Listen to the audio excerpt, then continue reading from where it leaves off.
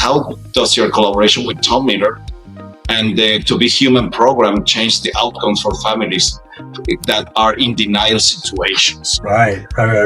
So in that family system, so again, it might be a mom and dad or the caregiver, adult, whoever the family is, could be aunts and uncles. And then you have that one person, and oftentimes it's a younger person, or it could be the wife or the husband even, actually, because I have treated that kind of situation where the husband brings his wife in and says, oh my God, she's this bad alcoholic. The person doesn't think there's any problem. And so the outcome, if they continue in their life using their alcohol or the amphetamine or the cocaine or the heroin, there's a huge, for some reason, young people are starting to use heroin again in the United States. I don't know what that's about.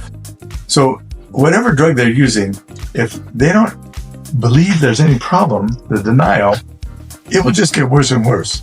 And then one thing that's happening, I don't know if it's in other countries, but it's certainly happening here in the US, is that some of the street drug dealers are mixing fentanyl, a very powerful opiate, into their street drugs that they're selling illegally. And I would say in the last 6 months, just in my personal everyday life, I've heard of 2 people that died of fentanyl overdose when they didn't know they were taking fentanyl. So it's gotten mixed in. So the outcome, if there's no intervention, could be the worst case, death, drug overdose.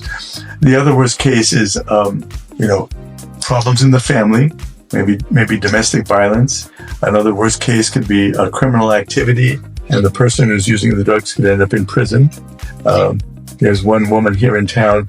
She had 2 sons who were in Donovan State Prison for heroin possession and use. And they've now recovered, and they're actually running sober living homes. So the idea of then an intervention that Tom Miller and I would do in our To Be Human program and our interventional program is to try to turn the tide from these negative outcomes, these really bad outcomes, the worst of which is drug overdose and death, and really give them a greater chance to have a more respectful life. Like I'm saying with schizophrenia, balanced, healthful, meaningful. They have a meaning in their life, and respectful. They're respected.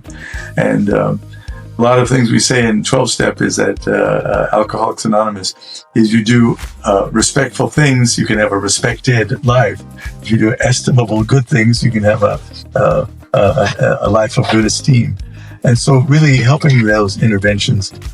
And now they're not all successful, and it doesn't really take with everybody. They need a lot of support, and really to get, I think the fellowship of any drug program or 12-step program is important.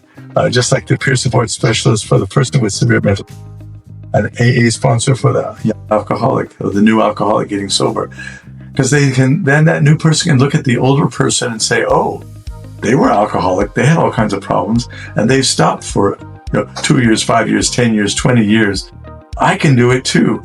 If that person, it's that copycat thing. Yeah. And so really that inspiration helps a lot. So the intervention is to get that index person, whoever it is, the adult child, the husband, the wife, whoever it is in the family, the niece, the nephew, somebody, aunt or uncle, someone in the family that has drug and alcohol problems, and get them to first accept it, and then getting to some detox and getting to some programs, and then really create for themselves and step into a fellowship of other humans that will help them to maintain that sobriety over years, days, weeks, months, years of their life.